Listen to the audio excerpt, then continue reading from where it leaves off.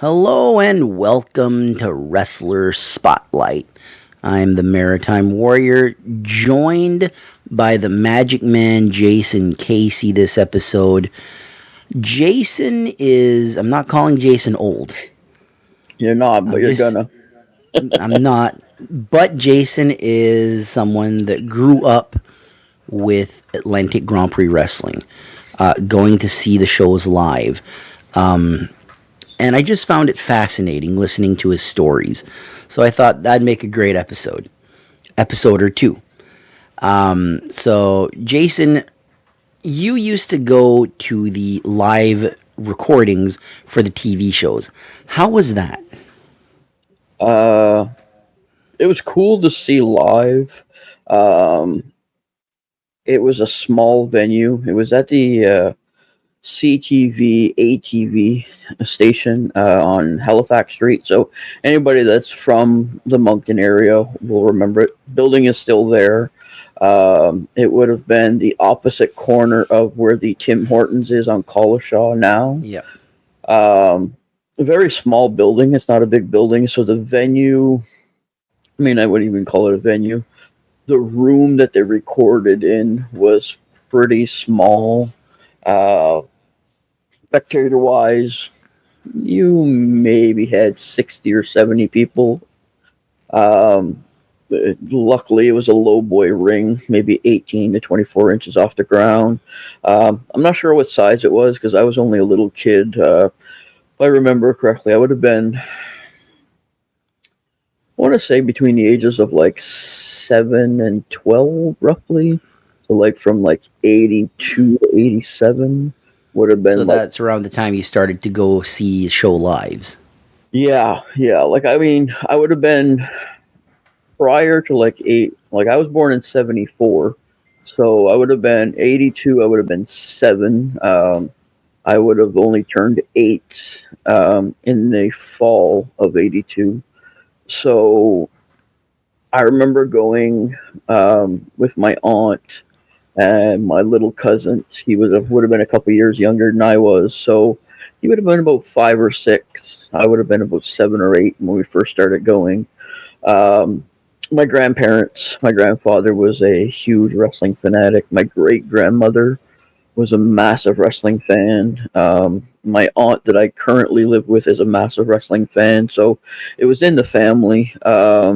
So yeah, it was just cool to go to the TV stations. They only let so many people in, so we would get there in the morning. Oh my God, I can remember leaving the house 6:30, 7 o'clock on a Saturday morning. It was about a 20-minute walk from where my grandparents live, so we would walk over if it was nice out. If it was crappy out, my grandfather would give us a drive. Outside of the building had like a loading ramp. It was like a paved ramp.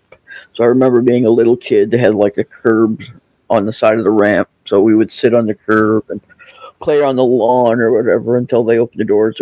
It's not there anymore, but there was a big garage door at the top of that ramp. So they'd only let so many people in. Usually always the same regulars. You get there every morning. You always had the same. Like, I don't remember any of their names, but I remember my aunts used to talk about, like, we're going to go see so-and-so in the crowd. And you know what I mean? It was always the same old man with the cane, and it was always the same old lady that wore a kerchief. There was, you know what I mean? Like, you just remember the same people all the time. So we would get in. We always sat. So when you went in the garage door would have been the same side as where the commentator's table would be. Yeah. So that's the side that we sat on. So it would have been to the left of the hard cam. So when you see the videos on YouTube of Atlantic Grand Prix Wrestling, the TV show, you've got the big banner at the top, and you're watching the wrestling. You've got the crowd in the background. 99% of the time, we were on the left side of the ring. And you found yourself and your family in the crowd while watching some Grand Prix wrestling. A few times, because the cameras really didn't pan to the left very often. Like I say, 99% of the time, we always sat on the same side. The seating for the inside was literally just big wooden boxes. So they had like long wooden boxes. They built out of plywood and 2x4s. They had them painted white. They had a tall ones and short ones. So you had like a couple rows, and you just sat on a box. They could have easily have been like storage boxes they flipped upside down or something. I'm really not sure. But so we always sat on the left-hand side, top row, so we could see, because I was a little kid, so they put us at the back so we could see over everybody's head. And just, we were like right at the end, the far left of the bleachers, I guess you would call them, as close to the wall as possible. So kind of in the corner of the ring. I remember it being there because on just to the left of that, there was a door. That door fed into the rest of the building, as well as the dressing rooms or whatever. So if you did need to go to the washroom, you had to go through that door to go to the washrooms that technically fed into the dressing room. So yeah, it was cool to see. It's just such a small venue. Saw a lot of cool characters, like, and because it's small, you're literally like 5, 6, 7 feet from the wrestlers, right? And Yeah. as a 7, 8-year-old, they're larger than life. You got guys like Killer Carl Kroot that towered over everybody. Stephen Pettipaw, same thing. I think he was like 6'3", 6'4".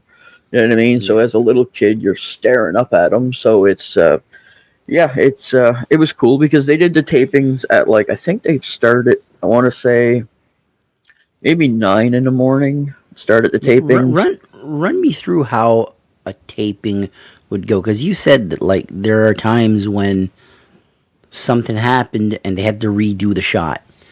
Like, Yeah, so as a kid, like, kayfabe wasn't a word that you knew, right. but it really pulls back the curtain for that small crowd. Yeah, it did.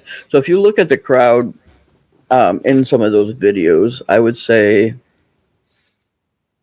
50% of the crowd were older folks, elderly. Yeah. The other 40%, you're looking at like middle-aged people in their 30s, 40s, and then you might have had a small handful of kids. Very small handful. But yeah, so sometimes there could be in a botch, could have been in the middle of a match, turnbuckle let go, rope break. So then they would stop the match, fix the turnbuckle, restart the match. Because there is a video from 1985, and it's the first match on this episode where the bottom rope breaks. It's during a Cuban Assassin match, and they don't stop the match. They continue with the match. Cuban wins with the DDT that I think they call like a brain buster. Like, they don't call it the DDT, but Cuban Assassin wins, and then when the next match happens, the rope is fixed. But I'm sure they recorded out of order too. Like, they just picked and choose which matches they wanted. Yeah, because it would have been, I mean, just like it is today, there's some guys that had other jobs, right? Like they didn't all. So some guys may had to have worked. Like, hindsight is 2020. You know what I mean? Like, looking back, you'd have like, I can't remember who it was, but there was always somebody that, and I can remember that always was like always the first match. Like, nowadays, it would always be a VIP type thing. You know what I mean? Yeah. So I don't know if maybe he had to work like Saturday morning starting at like 10 or something and had to have the first match so he could get the hell out of there type thing. But yeah, so you had a lot of that stuff. And yeah, they could have done it out of order. So they would start taping at, I want to say 9 or 9:30 in the morning. And it went until about noon-ish, maybe 11:30, 12 o'clock. And all the promos were filmed as well. So it's not only filming the matches, they were also filming the promos. Yeah. So if in the middle of a promo, somebody said something wrong or messed up, then they had to start the promo over again to refilm it. So then it would cause delays. So it was just cool to see like the behind the scenes of how it was done. Because when you started going, you said 1982. There's no footage of 1982 that exists. There's no footage in 1983. There might be a handful of matches from 1984. I think there's a little bit, but not a lot. Yeah. But if you look around 1985, 1986, the promos are filmed in an empty. It's in front of the ring, but it's empty. So I wonder if that has to do anything to do with it. It might, because I remember being at the shows and they would stand like in front of the ring, and there was got people in the back, like there was people there, and I remember being told to be quiet. Shh, you got to be quiet on set while they're cutting their promo, or you know what I mean, that kind of stuff. But I'm assuming later on throughout the years they would have changed it because. Learning from experience, you know what I mean? If they have to, somebody in the background is coughing or hacking or booing, or you know what I mean? They have to cut and start over or whatever. But yeah, I'm sure they learn from their experience or whatever. But I mean, as a 7-8-year-old, that's not something that you think about. Your aunt tells you to be quiet while they're filming something. You be quiet. Yeah. But yeah, it was fun to see. You had a funny story. Speaking of botches. Of the spoiler. That's right. So you want to get into that story. So I can't remember who he was wrestling, and the only reason I remember it was him is because he's a big man. He was masked. The only two masked wrestlers that I ever remember seeing there, anyway, was the Spoiler and the Masked Thunderbolt. There was also the Super Destroyer in 85. There was. I don't remember him. I've looked at pictures. The mask doesn't look familiar. The gimmick doesn't look familiar to me. But the Spoiler, I remember. So the Spoiler used to do a rope walk like the Undertaker does. Well, Taker got it from the Spoiler. Right. Don Jardine's his name. He is from Moncton, and he was someone that helped Undertaker during his career.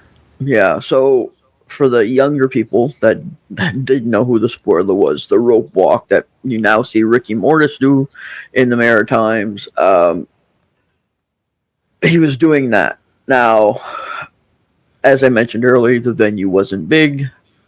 You didn't have a lot of room. You can see in the videos, the ring is pretty close to the wall on the right-hand side. So the ceiling is pretty low. There's lighting. There's the actual beams on the ceiling. So the Spoiler climbs the corner, starts doing his rope walk, and he was heading from the far corner towards the people, heading towards the camera. And he was looking down to make sure that his feet were in the right place, and he walked head first into one of the beams that was there, and it literally knocked him out of the ring. Like, it was, as a little kid, I laughed like a fool. Like, I think I lost my breath laughing. And of course, like, they had to stop the match and restart the whole thing because he literally went ass over tea kettle and fell into the ring. Pretty sure everybody that was in the match, I don't remember if it was a tag team or a singles match, but everybody that was there took to laughing. The crowd was laughing. The wrestlers were laughing. The referee was laughing. So it was a funny story to me. I'll always remember that. So it's to tell people or for people to know how low the ceiling was. There is a match. It's a full show, but the match has been uploaded by Richie Acevedo, who is the Cuban Assassin's son.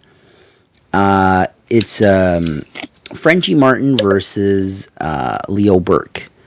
And I forget what the spot is. I think Leo Burke is on the top rope, and Frenchie Martin, like, throws him off, and Leo does the front flip bump, and his foot catches one of the lights, and the light just explodes in the ring. and there's glass in the ring, and you're seeing the referee like pushing glass out with his feet and all that.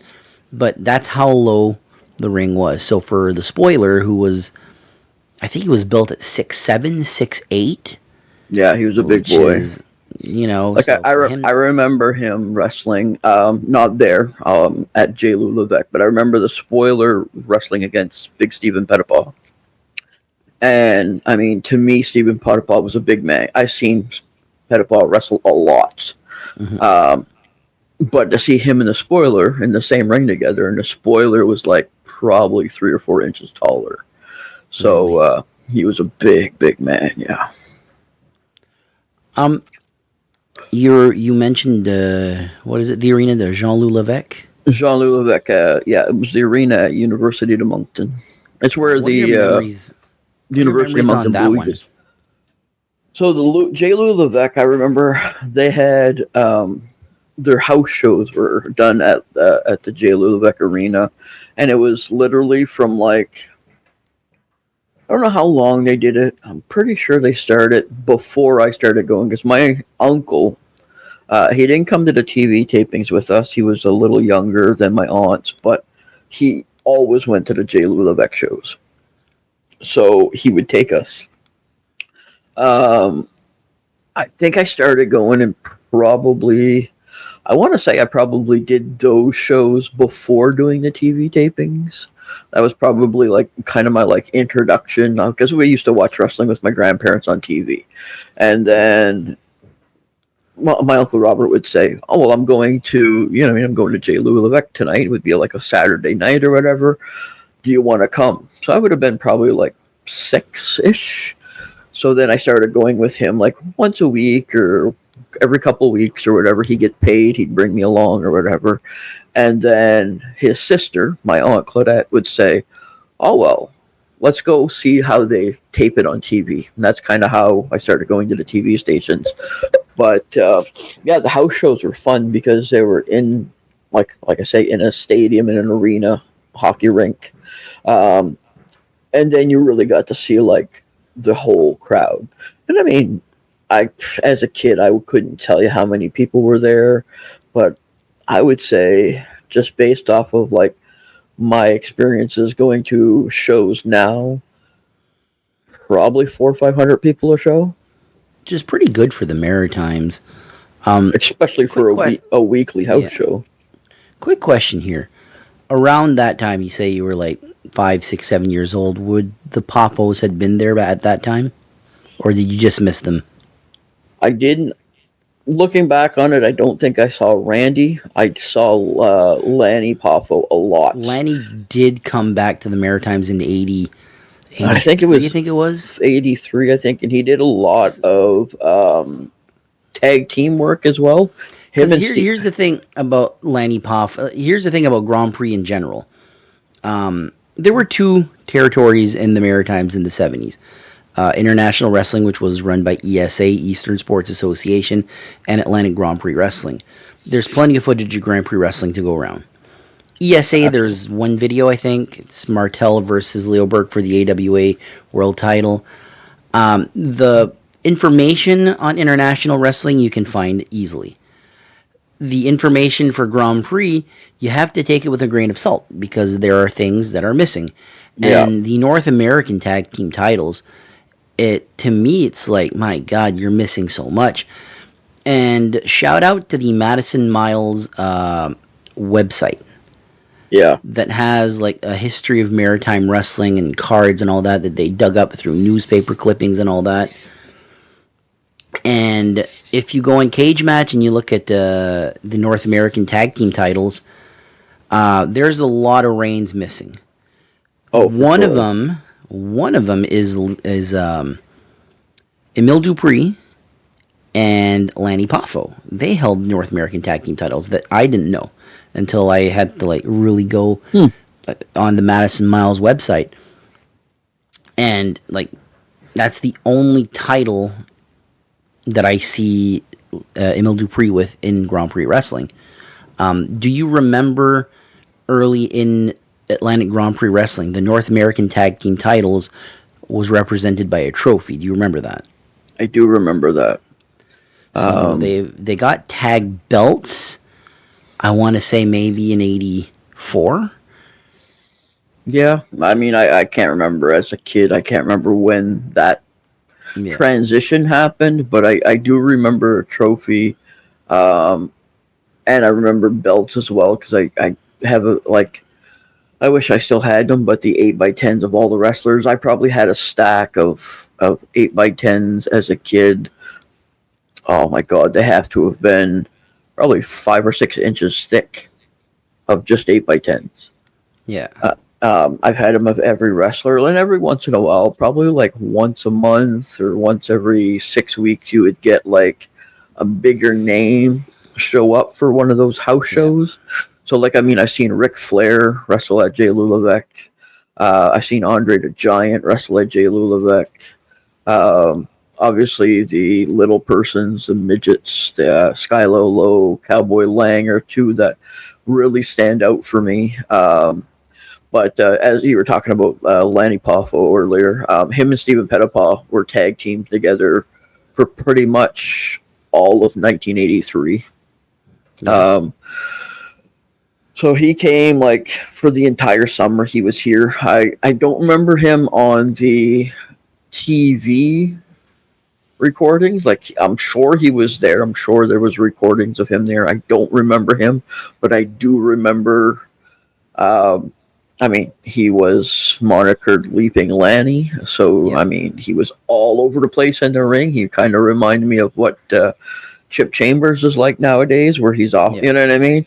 But I remember the look, the little tiny mustache that he had. He had like a little Yep. strip mustache, very like long hair, like box cutty hair. And I remember telling my parents, "Oh, I want a haircut like that. I want a haircut like that," because I wasn't allowed to grow my hair out type thing, but he had longer hair and you know what I mean? So it was, yeah, I remember him well. The Masked Thunderbolt, same thing. I remember him almost all the time coming in and he'd say, "I'm going to unmask myself." And he'd grab his mask and he'd pull it off and he'd have another mask underneath. So that was like the big shtick every time. Frenchie Martin, Rick Valentine. Yep. Rick They Valentine was the It's nephew. Kerry Brown. It's Kerry Brown. Bull- He's the nephew of Bull- Bulldog Bob Brown. Bob Brown, yeah. So Frenchie Martin and Rick Valentine, they were tag teams for a long time. So you would see like Leo Burke and the Cuban Assassin versus Frenchie Martin and Rick Valentine, or Lanny Poffo and Stephen Pettipaw against Frenchie Martin and Rick Valentine, or vice versa. You know what I mean? So there's a lot of that stuff. Yeah. The Cormier brothers, I used to love watching them as well. I mean, obviously Leo Burke was Leo Burke. He was the hometown hero, right? Like, I remember growing up, and my uncle Farno would, because I had no, like, my memories of Grand Prix wrestling are literally just that, other people's memories. yeah, I didn't know what, like, my uncle is an idiot to a point, you know? And he would, like, for years, he didn't call Killer Carl Krupp Killer Carl Krupp. It was Killer Cow Krupp. And it's like, does he wear, like, cow print? Like, what the fuck? And then there was Joe LeDuc. Well, he wore a toque to the ring, so he thought his name was Joe LaTuque. You know, just like things like that. Yeah. But memories, like my memories of, like I used to pick his brain as a kid. Just pick his brain because this is the unknown. The first time I ever heard about Grand Prix Wrestling, I'm watching my guys. I'm watching The Ultimate Warrior. I'm watching Macho Man Randy Savage. I'm watching Demolition. And my mom, my aunts, my grandparents, they're like, that's a show. You yeah, want real wrestling? Grand Prix Wrestling. So I was like, what's Grand Prix Wrestling? Because we didn't. Apparently, my uncle, when I was a baby, in the dying years of Grand Prix Wrestling, would come in the afternoons to watch the shows. There would be like a WWF show and there'd be a Grand Prix show. And apparently, I'd watch it with him at like a year old, 2 years old, whatever it was.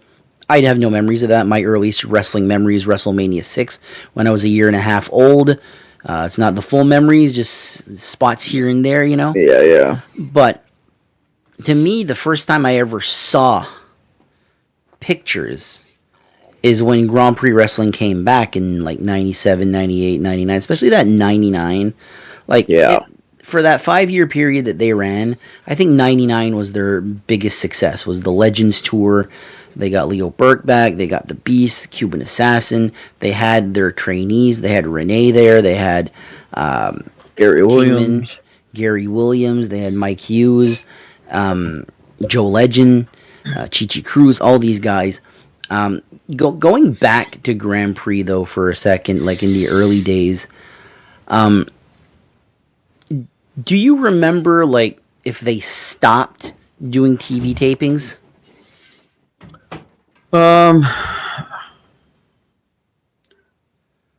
can't remember when they stopped. Because I know in 87, in 86, they're showing matches from the arenas.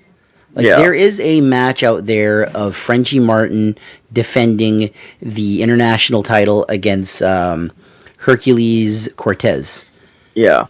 So, and I know in 87 they're still doing studio wrestling, but it's like half and half. Like, there are videos on New Scott's YouTube channel of matches, and it's Kerry Brown or Rick Valentine and Bob Brown as the tag team champions. Yeah. And they're facing the Rock and Roll Rebel Express and all that. That's in studio. But the only full shows from 87, from beginning to end, is at the arenas. 88, there's not a lot. There's a match here and there. No real full episodes exist. Yeah. 89, I've seen nothing in studio, and 1990, I've seen nothing in studio. Yeah, I'm not sure if they would have, because see, they filmed here as well as filmed in Halifax. So I'm not sure if they maybe filmed here from like maybe, let's say 81 to like 85, 86 maybe, and then kind of started moving things to Halifax. That could be a possibility. As a kid, I'm not really sure. Like, I just know that like there was at least, because they only filmed in the summertime roughly. Like, yeah, it was. I want to say probably from the age of like, I want to say from like the age of 7 to probably 11 was my like core memories of Atlantic Grand Prix, especially like the TV stuff. After that, I kind of started getting in more into the mainstream stuff, more or less because to me, it could have been because the TV stuff was dying, or that, or my aunt was just tired of bringing us to the TV station, one or the other. But it could be because they had like kind of canceled the TV stuff, maybe. Yeah. But to me, it's fascinating to see what a difference a year makes, because I think the 2 years that has the most surviving episodes is 85 and 86, especially 86. 86 has, at least 7 or 8 like full episodes, and even a couple of unfinished episodes, like they stopped taping halfway or whatever. To me, 85, the Spoiler's the champion, and we're seeing like him in like squash matches and all that, and there's no real title matches, but there are storylines. Like, this is when Cuban Assassin is turning good guy, and there's Sweet Daddy Siki and Rocky De La Sera, they're teaming up. But then you skip to 1986. Now, WrestleMania 1 was 85. Yeah. By 1986, like 86 is peak Hulk Hogan popularity, in my opinion. I don't think he'd ever get as big as he was in 1986. He was Mr. Wrestling at that point. And you're looking at what Grand Prix is doing. Usually, the old rule of thumb with studio wrestling was, here's the wrestlers, here's the storylines. You have to go to the arena shows to see the big title matches. The outcome of what... Yeah. The specialty matches, the chain matches, and all that. And in 1986, unless I'm missing something, there were 2 international heavyweight champions and 2 North American tag team champions. So the season starts like Phantom Reigns. They're just presented the belt, basically. Leo Burke starts as international champion. Tag champions are Ivan Kalmakov and the Spoiler. Now, not Don Jardine. Yeah. other guy. It was another spoiler. I believe it was Carl Moffat, who was Jason the Terrible in Calgary. Okay. Yeah. So not the same Jason the Terrible that went to FMW, a different Jason the Terrible, but still the Friday the 13th gimmick. And in June, Frenchie Martin beats Leo Burke for the international title on TV. You can see that match right now. In August, Cuban Assassin and Leo Burke, they win the North American tag titles on TV. You can see this match on YouTube as well. It's the only year I see that.